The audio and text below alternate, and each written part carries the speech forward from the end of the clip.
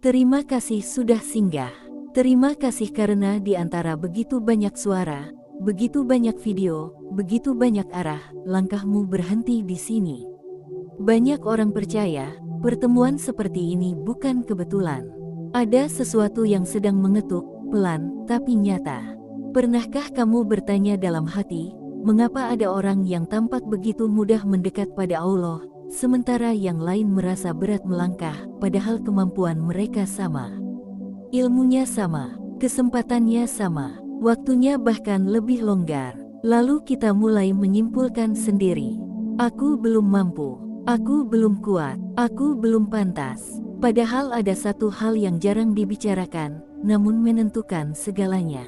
Bukan soal mampu atau tidak, tapi soal dipanggil atau tidak. Ada orang yang hidupnya sederhana, bahkan penuh keterbatasan. Namun hatinya hidup, mudah tersentuh, mudah basah oleh rasa takut dan rindu pada Allah. Di sisi lain, ada yang hidupnya lapang. Segalanya tersedia, namun hatinya terasa jauh, kering, dan sunyi. Bukan karena yang satu lebih hebat, bukan karena yang lain lebih buruk, melainkan karena hati manusia tidak selalu bergerak oleh logika. Ia bergerak oleh panggilan. Panggilan itu tidak selalu datang dengan suara, tidak selalu hadir dalam bentuk kejadian besar. Kadang ia datang sebagai rasa gelisah yang tidak bisa dijelaskan, sebagai lelah yang tidak sembuh oleh tidur, sebagai hampa yang tidak terisi oleh tawa. Seseorang bisa berada di tengah keramaian, namun hatinya sepi. Dan disitulah seringkali panggilan itu mulai bekerja. Allah tidak selalu memanggil hambanya dengan kenyamanan. Seringkali justru melalui kegundahan, melalui kegagalan kecil yang berulang, melalui doa-doa yang terasa hening. Ada malam ketika seseorang terbangun tanpa alasan jelas. Bukan karena mimpi buruk, bukan karena suara. Hanya ada rasa ingin duduk diam, menatap gelap, dan menarik napas panjang. Di saat seperti itu, banyak orang tidak sadar. Mereka mengira itu sekadar lelah. Padahal bisa jadi, itu adalah sentuhan awal. Sentuhan yang lembut, tidak memaksa, tidak menekan, hanya mengingatkan bahwa ada sesuatu yang lebih besar dari rutinitas. Ada arah yang selama ini terabaikan. Ada rumah yang lama tidak dikunjungi. Orang yang belum dipanggil bisa menjalani hidup bertahun-tahun tanpa pernah bertanya tentang makna. Hari-harinya berjalan, target tercapai, ambisi terkejar. Namun orang yang sedang dipanggil mulai mempertanyakan hal-hal yang dulu tidak pernah mengusiknya. Untuk apa semua ini? Kemana sebenarnya aku berjalan? Mengapa hatiku tetap kosong? Pertanyaan-pertanyaan itu tidak muncul karena kelemahan. Justru karena hati mulai hidup. Hati yang mati tidak pernah bertanya. Ia hanya berjalan mengikuti arus. Hati yang mulai terbangun, mulai gelisah. Dan kegelisahan itu bukan musuh. Ia adalah tanda. Banyak orang takut dengan kegelisahan. Mereka ingin segera menenangkannya dengan hiburan, kesibukan, atau tawa. Padahal kegelisahan itu seringkali adalah bahasa Allah yang paling halus. Bahasa yang tidak terdengar oleh telinga, tapi terasa jelas oleh batin. Di titik ini, seseorang sering merasa sendirian. Ia merasa berbeda dari sekitarnya. Hal-hal yang dulu menyenangkan kini terasa hambar. Percakapan terasa kosong. Tawa terasa singkat, bukan karena ia menjadi lebih suci, melainkan karena hatinya sedang diarahkan. Dan menariknya, orang yang sedang dipanggil sering merasa tidak siap. Ia merasa dirinya terlalu kotor, terlalu jauh, terlalu penuh salah. Padahal panggilan tidak pernah datang kepada yang merasa layak. Ia datang kepada yang mau disadarkan. Allah tidak menunggu manusia menjadi bersih untuk memanggilnya. Justru panggilan itulah awal dari proses pembersihan. Jika hari ini kamu merasa cerita ini terlalu dekat dengan hidupmu, jika ada bagian yang terasa seperti cermin, banyak orang memilih menuliskan angka 77 bukan sebagai simbol apapun, melainkan sebagai bentuk kejujuran pada diri sendiri. Kejujuran bahwa hati ini sedang disentuh. Kejujuran bahwa ada sesuatu yang sedang berubah. Bagian ini belum tentang perubahan besar, belum tentang amalan panjang, Belum tentang langkah-langkah konkret. Ini baru tentang satu kesadaran penting, bahwa tidak semua orang bergerak karena mampu. Sebagian besar bergerak karena dipanggil. Dan panggilan itu datang pada waktu yang tidak bisa ditebak, tidak bisa dipaksa, tidak bisa diminta. Ia datang ketika hati siap mendengar. Di bagian selanjutnya, kita akan berjalan lebih dalam tentang tanda-tanda halus ketika seseorang benar-benar sedang dipanggil. Bukan tanda yang terlihat oleh mata, tapi yang terasa oleh jiwa. Dan perjalanan ini tidak berhenti di sini. Ada fase dalam hidup seseorang yang tidak bisa dijelaskan dengan logika. Fase ketika hati terasa lebih peka dari biasanya. Bukan karena hidup sedang ringan, justru seringkali karena beban terasa lebih berat. Inilah fase yang sering dialami oleh orang-orang yang sedang dipanggil oleh Allah. Panggilan itu tidak membuat hidup langsung bercahaya, tidak menjadikan masalah lenyap seketika. Sebaliknya, ia justru membuka mata hati dengan cara yang pelan namun dalam. Seseorang yang sedang dipanggil mulai merasakan perubahan yang sangat halus. Perubahan yang bahkan tidak disadari oleh orang-orang di sekitarnya. Namun ia sendiri merasakannya dengan jelas. Ia mulai lelah dengan kepura-puraan. Bukan hanya pura-pura di hadapan manusia, tapi juga pada dirinya sendiri. Hal-hal yang dulu dianggap biasa, kini terasa mengganggu. Kesalahan kecil terasa berat di dada.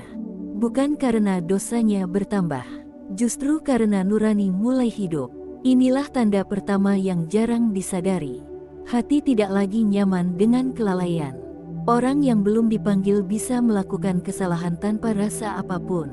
Ia tidur nyenyak setelahnya, bangun tanpa penyesalan, melanjutkan hidup seolah tidak terjadi apa-apa. Namun orang yang sedang dipanggil berbeda. Kesalahan kecil saja bisa membuat dadanya sempit.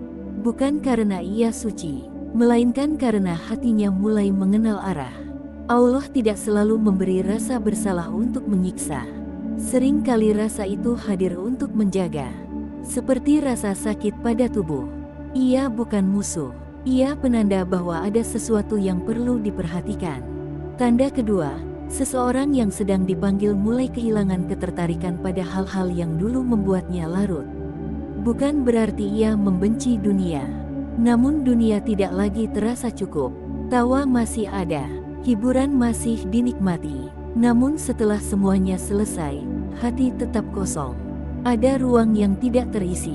Ada rindu yang tidak jelas arahnya. Banyak orang salah paham pada fase ini. Mereka mengira hidupnya sedang bermasalah. Padahal seringkali, hatinya sedang dibesarkan. Allah sedang meluaskan ruang di dalam jiwa. Ruang yang dulu penuh dengan hal-hal kecil, kini mulai dikosongkan. Bukan untuk disakiti, melainkan untuk diisi dengan sesuatu yang lebih bermakna. Orang yang sedang dipanggil sering merasa asing di tengah keramaian. Ia bisa berada di tengah tawa, namun hatinya diam. Ia bisa dikelilingi banyak orang, namun merasa sendiri. Kesendirian ini bukan hukuman. Ini adalah jeda. Jeda agar seseorang bisa mendengar suara hatinya sendiri. Suara yang selama ini tertutup oleh kebisingan. Tanda ketiga, doa mulai terasa berbeda. Bukan selalu lebih panjang, bukan selalu lebih indah, namun lebih jujur. Seseorang yang sedang dipanggil mulai kehabisan kata-kata indah. Ia tidak lagi pandai merangkai permintaan. Yang tersisa hanyalah kejujuran. Kadang hanya diam, kadang hanya napas panjang, kadang hanya air mata tanpa suara. Dan justru disitulah doa menjadi paling dekat. Allah tidak menunggu kalimat sempurna. Allah mendengar getaran hati. Orang yang belum dipanggil sering berdoa karena ingin sesuatu. Orang yang sedang dipanggil mulai berdoa karena ingin dekat. Ada perbedaan besar di sana. Tanda keempat, muncul ketertarikan pada hal-hal yang dulu terasa jauh. Bukan karena tren, bukan karena paksaan. Tiba-tiba seseorang merasa tenang mendengar ayat, tersentuh oleh kisah sederhana. Terdiam oleh kalimat yang dulu terasa biasa. Bukan karena ia baru mengenalnya, namun karena hatinya kini siap menerima. Ilmu tidak berubah. Yang berubah adalah ruang di dalam jiwa. Tanda kelima, Waktu-waktu tertentu terasa lebih bermakna. Malam terasa lebih sunyi. Pagi terasa lebih jujur. Ada saat-saat di mana hati terasa paling terbuka. Bukan di tengah sorak, melainkan di tengah diam. Di titik ini, seseorang sering merasa bingung. Ia bertanya pada dirinya sendiri, "Mengapa aku begini? Mengapa hatiku mudah tersentuh?" Jawabannya sederhana, meski tidak selalu mudah diterima. Karena Allah sedang mendekat, bukan karena seseorang lebih baik dari yang lain, melainkan karena ia sedang dipilih untuk disadarkan. Dan pilihan ini bukan tentang keistimewaan, justru tentang tanggung jawab. Karena semakin hidup hati seseorang, semakin besar pula ujian kejujurannya. Orang yang sedang dipanggil sering diuji dengan dirinya sendiri, dengan masa lalu, dengan kebiasaan lama, dengan zona nyaman. Ia ditarik perlahan, bukan dipaksa, namun terus diingatkan. Jika sampai di bagian ini ada getar kecil di dadamu, jika ada rasa yang sulit dijelaskan. Banyak orang menuliskan angka 77 sebagai bentuk pengakuan sunyi. Bukan untuk dilihat manusia, melainkan untuk didengar oleh hati sendiri. Bahwa panggilan itu nyata, bahwa perubahan itu sedang berjalan. Bagian ini belum akhir, ini baru pengenalan tanda. Di bagian berikutnya, kita akan menyentuh satu hal yang lebih dalam. Tentang apa yang terjadi ketika seseorang memilih menjawab panggilan itu. Tentang konsekuensi, tentang ketenangan, dan tentang perjalanan pulang yang tidak selalu mudah, namun selalu jujur. Perjalanan ini masih berlanjut. Ada satu titik dalam perjalanan batin yang tidak semua orang capai. Titik ketika seseorang tidak lagi sekadar merasakan panggilan, tetapi mulai menjawabnya.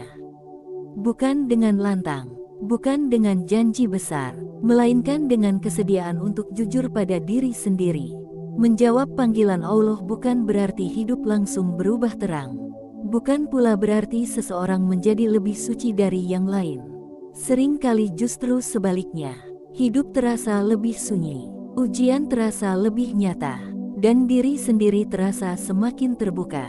Karena ketika seseorang menjawab panggilan, topeng-topeng mulai runtuh. Alasan-alasan lama tidak lagi bisa dipakai.